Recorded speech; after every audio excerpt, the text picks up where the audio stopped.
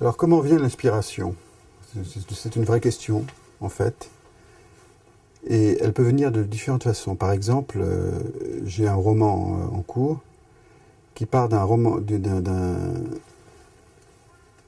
journal intime d'une jeune hongroise, écrit en 1912, voilà, que j'ai fait traduire, et qui est magnifique, qui s'appelle Misi. Alors 1912 c'est intéressant en Hongrie parce que c'était la dernière période faste, avant l'explosion de l'Empire et avant la guerre. Donc voilà un exemple d'inspiration facile. Alors je travaille beaucoup sur la solitude, qui est un sujet vaste, sur lequel déjà beaucoup de gens ont écrit. Alors il y a déjà une prise en compte de tout ce qui a été écrit, tous les livres du sujet, et en plus après la construction de sa propre hypothèse.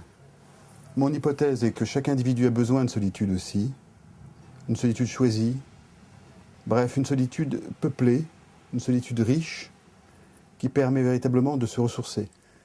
Placer à côté des hommes les plus simples, une instruction agréable et facile, surtout une instruction utile, ils en profiteront. Ce sont les difficultés rebutantes de la plupart des études. C'est la vanité de celles à qui le préjugé avait fait donner la préférence qui éloignait les hommes de l'instruction. Alors en feuilletant ce livre, évidemment, j'ai une pensée pour Dumasdier, mon ami, un sociologue, qui véritablement m'a inspiré beaucoup. Il m'a inspiré par son histoire de résistant, par aussi son côté visionnaire, car c'est le premier qui a compris que la réduction du temps de travail considérable, de 4000 à 1500 heures en un siècle, ouvrait un champ énorme de possibles dans le domaine du loisir. Un loisir qui divisait en 3D, délassement, distraction et développement. Et dans le développement, il mettait beaucoup l'auto-formation, il mettait l'éveil de chacun à la vie, tout simplement. Et en cela, Dumasdier a été, pour moi, un guide. Il reste un guide. Je m'appelle Éric Donfus, j'ai 49 ans. Je suis un matinal. J'aime bien cette période de la journée entre 4h30 du matin, très tôt le matin donc, et 9h du matin, qui me permet vraiment de me retrouver, d'avancer, de travailler aussi de manière solitaire et profonde. Et j'ai eu plusieurs vies déjà. Plusieurs vies dont un fil conducteur peut peut-être se trouver ici, au Havre, qui est une ville que j'aime beaucoup, auquel j'ai consacré déjà la première partie de ma vie, je pense,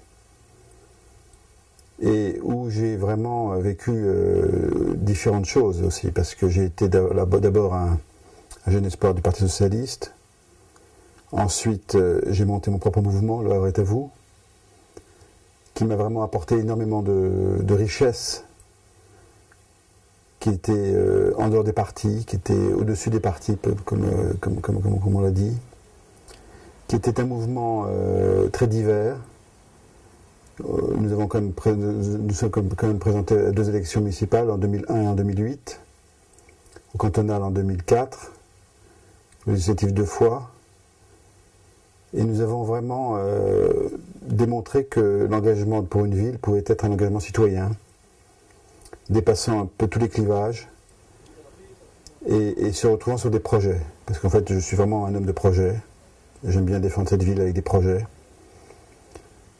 Et je pense que nous avons fait œuvre de démocratie avec Le Havre est à vous.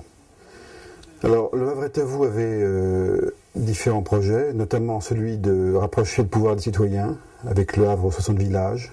C'était un principe de démocratie locale qui faisait que dans chaque quartier, on responsabilisait les gens. Il y avait aussi des projets de grande ampleur pour vraiment que Le Havre décolle, avec notamment le projet IMER, qui était l'idée de poursuivre la ville sur la mer, avec aussi un projet culturel très fort, et puis d'une manière plus générale aussi une attention portée à la qualité de l'eau, à la qualité de l'air, à l'environnement. Et puis plus généralement, c'était aussi une nouvelle expression. Parce que, évidemment, confier la ville à des citoyens, c'est pas évident. Mais en même temps, c'est formidable. Alors voilà, c'est une expérience hors pair qui m'a appris à aimer les gens, qui m'a appris à les comprendre aussi, et qui naturellement m'a conduit à m'interroger un peu sur les choses, sur les gens, et avec Dumasdier, notamment avec l'aide de Dumasdier, qui était très sensible à cette démarche, j'ai naturellement trouvé ma voie ensuite dans la sociologie. Alors donc la sociologie, je l'enseigne à Paris 7, et avec mes étudiants, j'ai des débats très soutenus sur qu'est-ce que c'est qu'une opinion. Et notamment, je leur apprends à distinguer l'opinion des attitudes et des comportements. Quelle est la différence? Une opinion, vous pouvez en changer souvent. Les gens en changent souvent des opinions. C'est même versatile. En revanche, les attitudes, c'est beaucoup plus formé en soi. C'est un sentiment beaucoup plus ancré, qui nous fait réagir, un peu inconscient peut-être même parfois. Et les comportements, c'est tout simplement la somme des actes que l'on fait. Et quand vous croisez les trois, les attitudes, les opinions et les comportements, vous avez vraiment une approche fine des choses. Alors, en même temps, je travaille aussi sur les études. J'ai notamment réalisé une grande étude sur les conditions de vie des jeunes du BTP. Alors, j'ai rencontré des jeunes formidables, aux quatre coins de la France, avec qui je garde même certaines des relations, qui sont vraiment des jeunes formidables. Alors, en même temps, je travaille aussi en ce moment sur les lignes haute tension, sur la perception des gens, la crainte, et en même temps la conception de l'intérêt général. Voilà, c'est un peu compliqué pour RTE. Et puis en même temps, je travaille aussi sur les générations, bien sûr. Sur les générations, sur le Mamie Boom, que j'appelle comme ça parce qu'il parle de l'émergence des femmes de plus de 50 ans dans la société. Et puis je travaille aussi sur plein d'autres sujets, par exemple sur le divorce des seniors, sur l'argent dans le couple, par exemple. Alors sur le plan des ouvrages, j'en ai 4. J'en ai écrit 4 pour l'instant. Le premier, La leçon de Condorcet, avec Geoffroy Dumasdier, en 1994, sur une conception oubliée de l'instruction pour tous nécessaire à une république, comme disait son sous-titre. Le deuxième, en 2007, aux éditions Jacob Duvernay, Au Mamie Boom, sur la révélation de la femme de plus de 50 ans, un pavé de 400 pages. Il reste pour moi un livre très important, un livre de référence. Ensuite, dans la foulée, j'ai sorti aussi Ces jolies filles de mai, 68, la révolution des femmes, qui explique en quoi la condition des femmes a complètement changé avant et après 68. Le bonheur, c'est le plaisir, la sérénité, la surprise.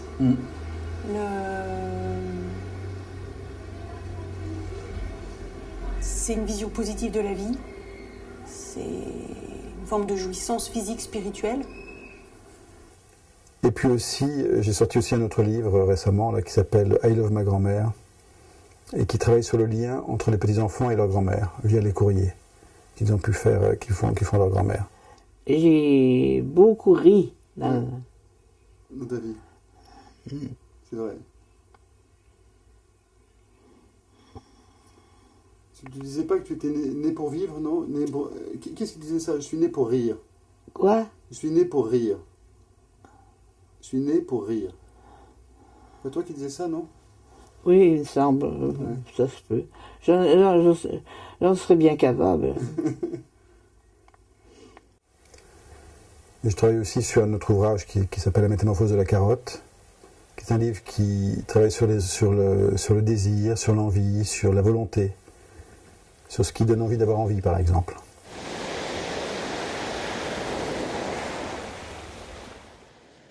Nous sommes aujourd'hui dans un monde qui bouge, un monde multipolaire, un monde en mouvement permanent.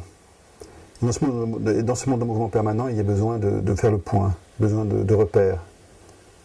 Il y a besoin de donner aussi des caps. Et tout simplement, et modestement, j'essaye de contribuer à éclaircir un peu les choses. J'essaie de contribuer aussi à apporter par mon travail un peu de vérité, un peu de lucidité peut-être, dans un monde qui bouge, dans un monde un peu incertain pour les gens. Je pense qu'on a besoin d'esprits libres et en même temps travailleurs et clairs. Dans le monde qui bouge, il faut parfois s'arrêter, essayer de comprendre, de décrypter, d'analyser, et de le faire en toute indépendance et en même temps avec passion. Voilà.